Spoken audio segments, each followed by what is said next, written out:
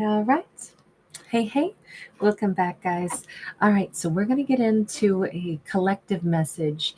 And I feel like I need to go with, yeah, an oracle deck first.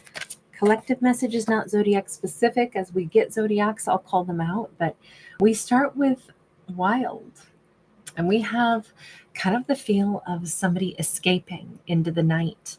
We have possibly this divine feminine, and she is out on this boat late at night, and it looks like she is sailing into the great unknown. Now, she's dressed fairly provocatively in this.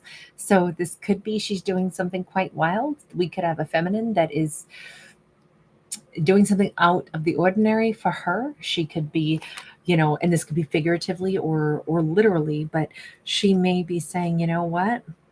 I'm going to do something unexpected. I'm going to, you know, go and travel to the person that I most want to see. I'm going to go out someplace that I've never been. I'm going to go salsa dancing, or I'm going to go to somebody's house and knock on their door. Um, Sorry, I'm hearing divot low, pick it up slow, roll it around. Pop, pop, pop that thing. I'm going to show you how to make your man say, oh. um, oh, God, a great song, like 1990s club song. Can't think of who sings it. I don't think it's Ashante. I can't think of who it is. Um, it's called Dip It Low. Christina Milian, right? Because I think she says her name in it. Okay, Six of Swords is here. There's something very sensual about this. Again, we have this ship out in the night sailing, and here again we have the ship out in the night sailing. But I keep feeling like two ships, passing in the night. We may have somebody that is falling in love, falling in lust, and choosing to say, this may not last much more than the night, but I want this for myself. So we very well may have, in this case, it would be a divine feminine saying, I'm going to do something wild. I'm going to listen to my passion, my desire. This could be her like defining moment where she says, I set my course. I'm not going to be told what I'm allowed to do with my body, my heart. I'm not going to be told who I can love or how I'm allowed to love them. I'm not going to be prim and proper. I'm going to actually go ahead. It feels like she may recently become single or something. And she's like, you know what? Maybe I feel like going home with somebody. Maybe this is out of character for me, but maybe this is my turning point where it's more like her claim for freedom than, I don't think that she's like rebellious, or I don't think that she's saying, you know what, I'm going to do from now on. I'm just going on with any rando that I find. I don't see any of that. I just see her saying, I set my course, damn it. And if there's somebody that I want, I get to pick.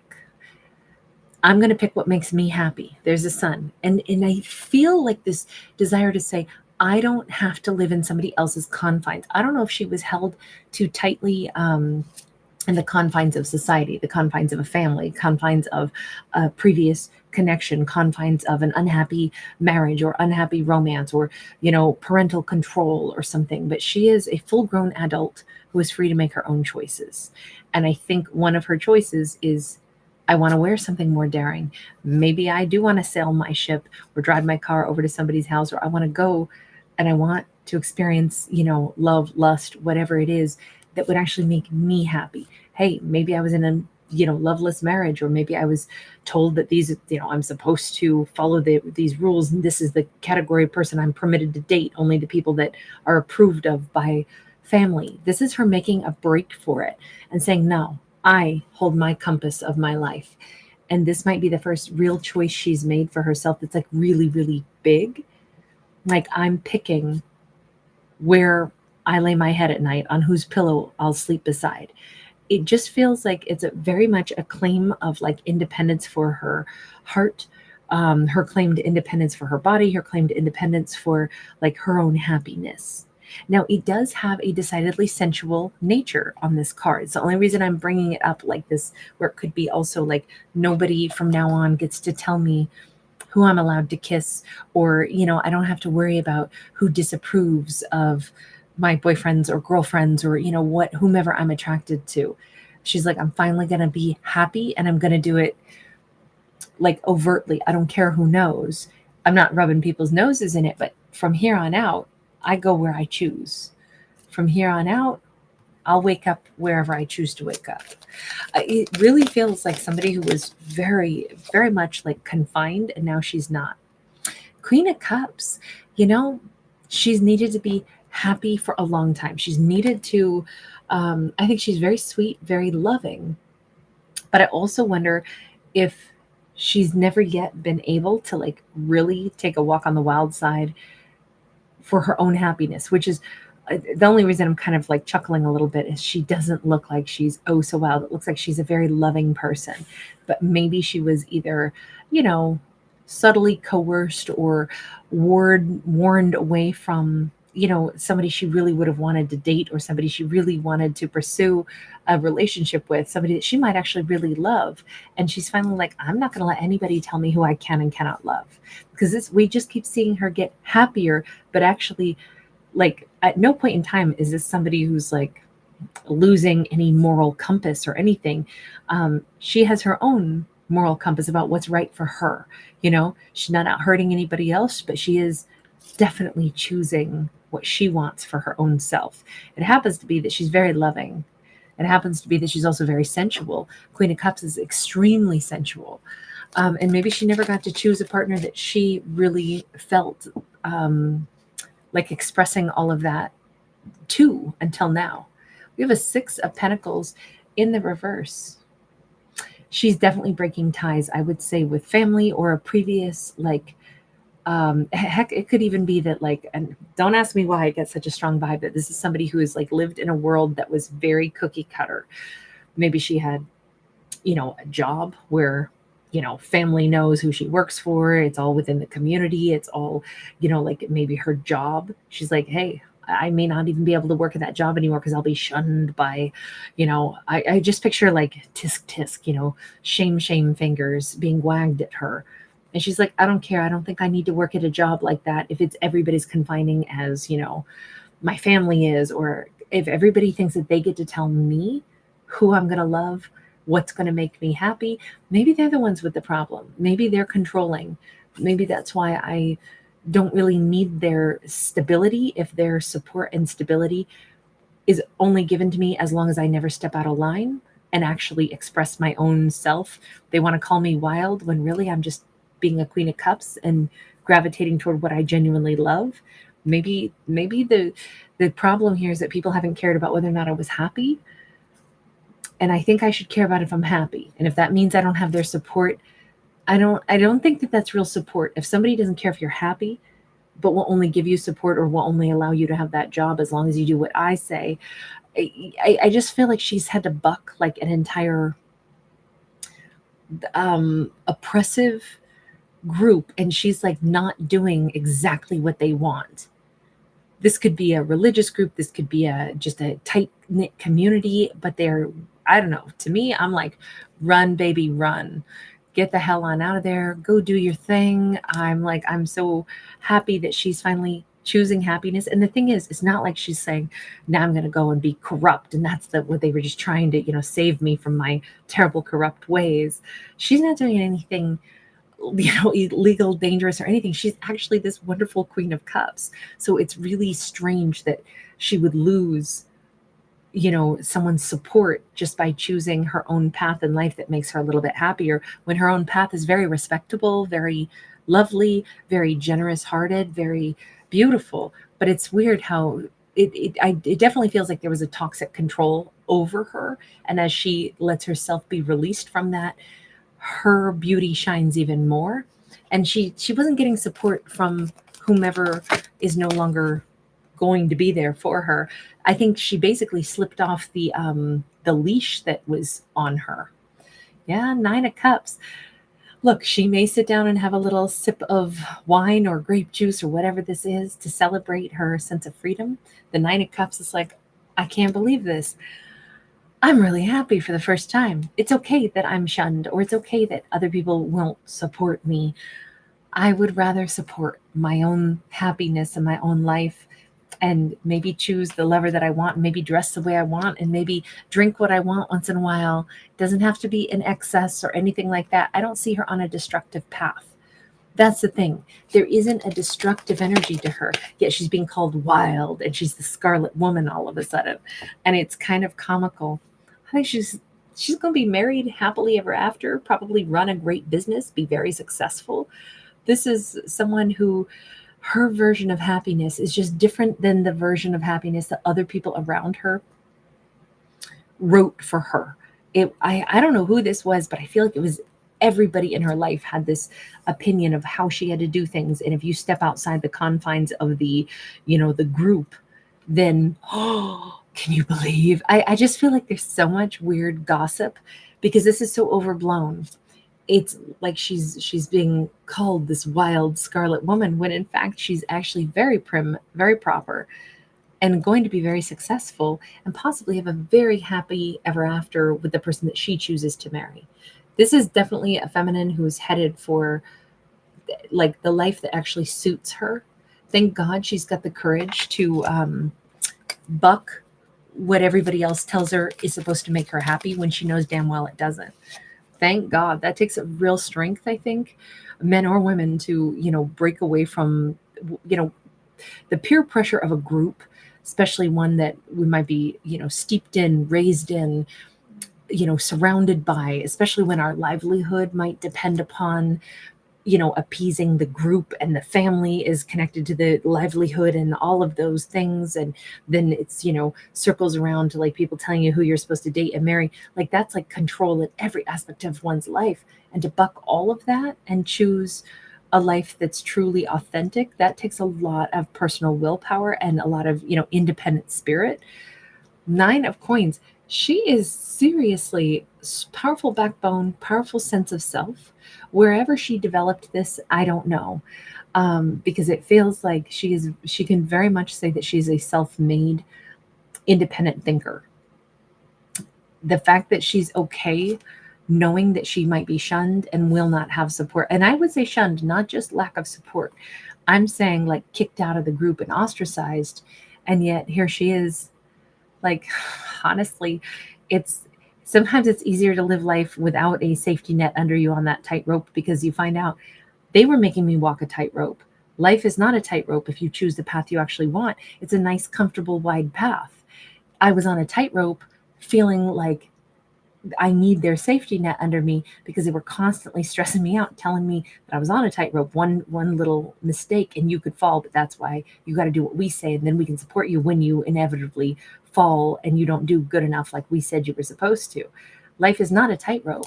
Life is a path that's comfortable and joyful if we're on our path. So there was some illusion given to her that, like, I think somebody tried to instill fear in her that if you do any one thing wrong, you know what can happen. This feels so overblown, so ridiculous, whoever was being like that toward her. And I'm so glad that she had a greater sense of, confidence in herself, even though this is definitely her moving away from pretty much everything and everyone that she's known, and just listening to her own intuition, her own, setting her own course. I don't see her like sad that people don't support her. I don't see her doing anything other than feeling liberated. So whatever she's leaving behind, it feels like she's getting like immediate gratification, in the sense like, I'm happy. I'm happy for the first time in a long time. And she's gaining traction in her own life. Like these were choices she needed to make for herself to move forward. She may find herself moving to an island, like a tropical island. Maybe that's why we have her on this boat. We have the Nine of Coins, and we have this beautiful, exotic bird. We have the Eight of Cups. Yeah, I definitely feel like she's relocating. She's going down a new path, maybe a new like business endeavor. But everything, she could move far, far away from where she originally came from. I could definitely see that. And maybe that's all for the best, especially if she has been, very tightly controlled in an area and a region where it's like, well, I won't even be able to work in this area because the entire group will be against me. the community will be against me, but that's okay. I don't mind moving someplace else. Sounds like it could be a good time. I feel like she's putting distance, physical distance between herself and whomever this group has been. Four of Cups. There's, forgive me for saying it so bluntly, but I think she just regrets that she didn't do this sooner.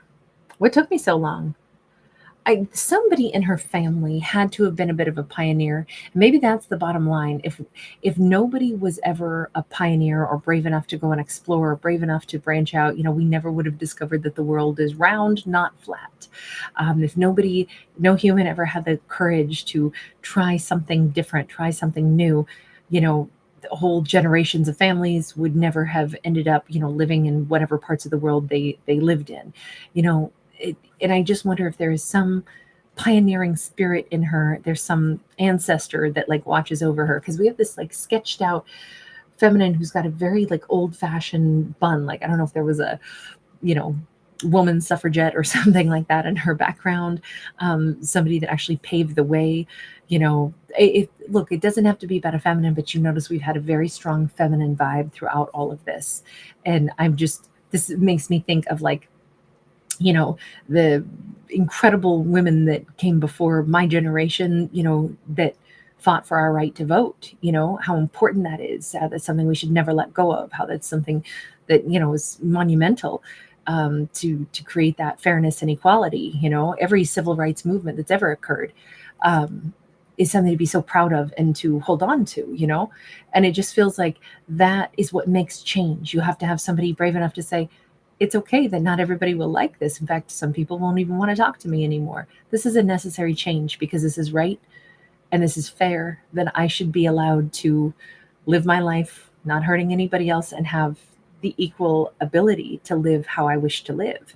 That's every human rights movement that's ever occurred has been necessary for personal, freedom and for equal rights for all people. And it just feels like this is her own version of that, but at like a family oriented or small community level. But it's just, I feel like there's some connection to like an ancestor who was maybe in that same spirit. Very nice to see, standing up for what is right. We have the Chariot. She will pass that along. If she has a child someday, she will be a great role model. And maybe she thinks about that. Maybe that's something that she'd either like to do or has intentions of doing. Or again, maybe there is some role model that watches over her. Again, even if it's like an ancestor, but this says, keep moving forward, stay independent, keep, going down the road that works for you. That Chariot is like when we're content and we know what our real path is and we know what we should be, striving for. That feels like she's going to be very, very successful in this journey forward because she's on her real path now. It does lead her to love with that Four of Wands. And we have karmic. Okay, so this was a karmic lesson for her. This is something that she actually had to go ahead and break out of a pattern. So this could have been that she had to break away from a karmic partner, right? This could have been her lesson in this lifetime. Now so I wonder if it's less an ancestor that looks out for her and more like a past life version of her that is cheering her on to, finalize breaking a cycle, a pattern. Anything karmic to me just says, actions have reactions, and sometimes we keep doing the same thing and we keep getting the same results. And so we want to stop that pattern, break that pattern. I'm wondering if she was with somebody who claimed that they loved her, but it was a very suffocating, controlling, dominating kind of love. And she had to say, that's not going to work because that isn't love. That's control. It's very different. I think this is, we'll just say it's a person. It doesn't have to be a feminine, but this is somebody who has been like very highly judged for simply saying, you don't have a right to control me and call it love. This is not going to work. And I feel like I don't think that the person that she's walking away from or the group that she's walking away from will ever fully like comprehend that. Not if they're in like, they're still in that karmic control, but I have to have you. This could be somebody that said that they loved her very much, but their love was a very like suffocating version of it. Again, love that says, well, I love you, and that's why you're not allowed to do anything unless I said so.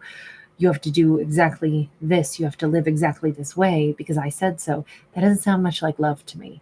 That sounds like somebody who's got, they need to go like ask themselves, why do you need to control the way someone else behaves for you to keep them under your thumb? How is that an expression of you loving them? I don't know. It's great that she walked away from this, but that is the big distinction. She may be a little bit like uninterested in getting into a love romance anytime real soon because she's recently gotten herself away from somebody that was very suffocating. Yeah, with that Five of Swords, she's going to have to think about this for a while. She may even be a character who says, I'm not so sure that I want to do any traditional romance. Maybe she's like, I will always still want to live in my own house.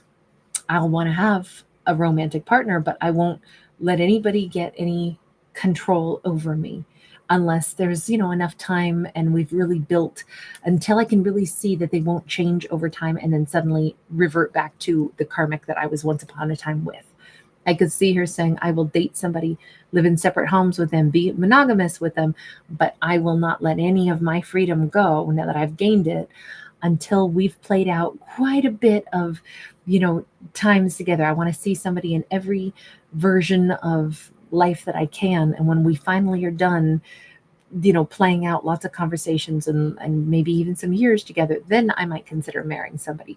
But I want to see how somebody fights. I want to see how they behave. I want to see what their jealous streak is like. I want to know all that before I would ever consider like giving up any of my autonomy to be in a relationship with somebody again, where I would be like under their roof, or I would share finances, or I would, I keep feeling like we're describing how does a character who's actually very loving, who would be a great partner, why and how did she become the person who says, I don't think I want to be in a relationship with somebody if they could control or if they could change and start to micromanage me.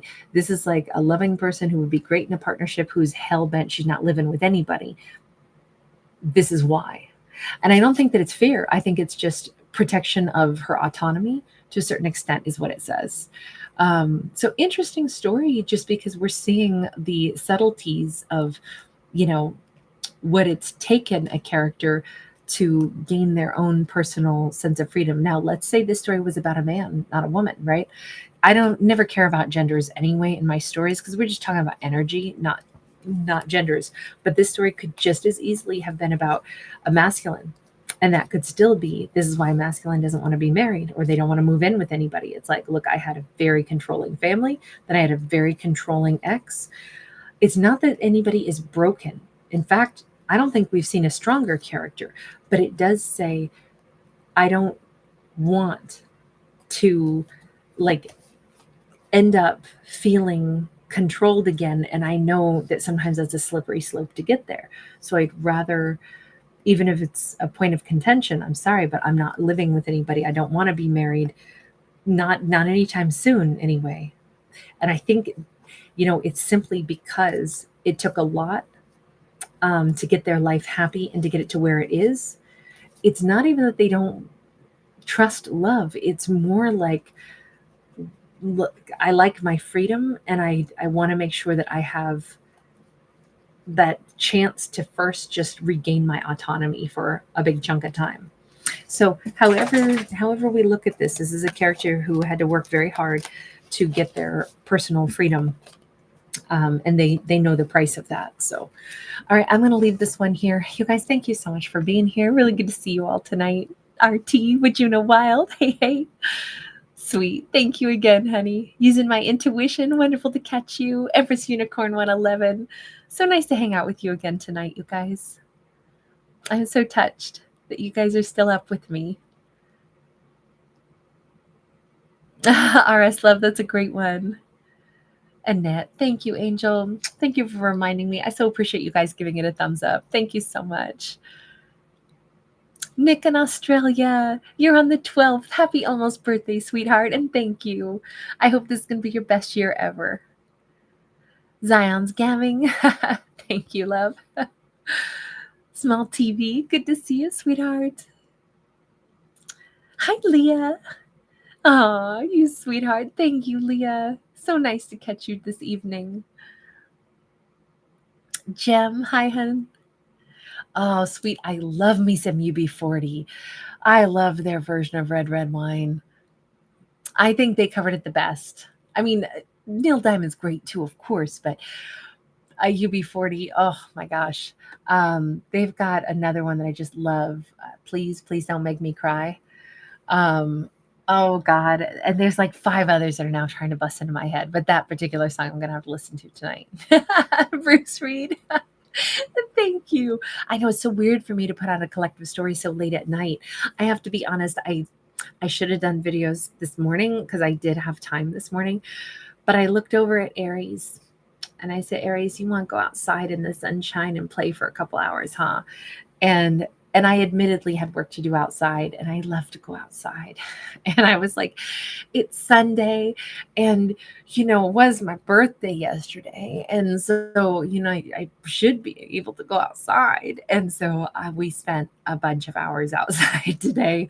So that's why I didn't get any videos done until tonight because I was just playing. I was working outside. I was doing physical labor, but to me that is playing. So yeah, sorry, I'm only just now getting any videos out. Tonight I just wanted to enjoy a Sunday in the sunshine, I suppose, and then get a chance to still hang out with you guys tonight. And it was like such the right idea because it's just been such a delight to hang out with everybody tonight.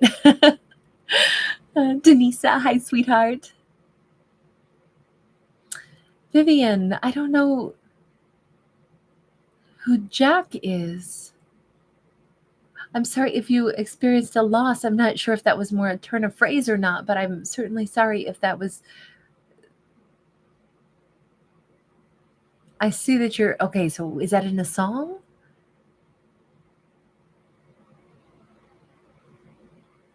I'm so sorry, sweetheart, but I'm not sure if it's a song or not. But in any case, you're among friends here. So I hope you feel some support no matter what.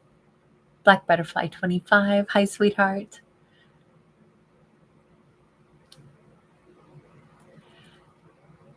Rubba, hang on. Rubba Rubab Delamjid. I'm so sorry that I didn't get to say your name properly. Rubba? I'm going to call you Rubba because I love that word anyway, but please forgive me if I am totally botching it. Love some Steph. How are you, honey? Not today. Nope. Awesome to catch you. 7, how are you? You were first. Thanks so much for being here, honey.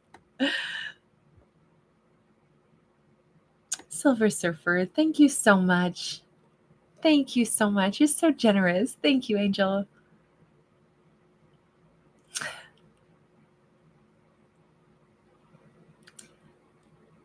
Alana, happy birthday. Thank you, honey. Angie Roberts, thank you, Angel. All right, you guys.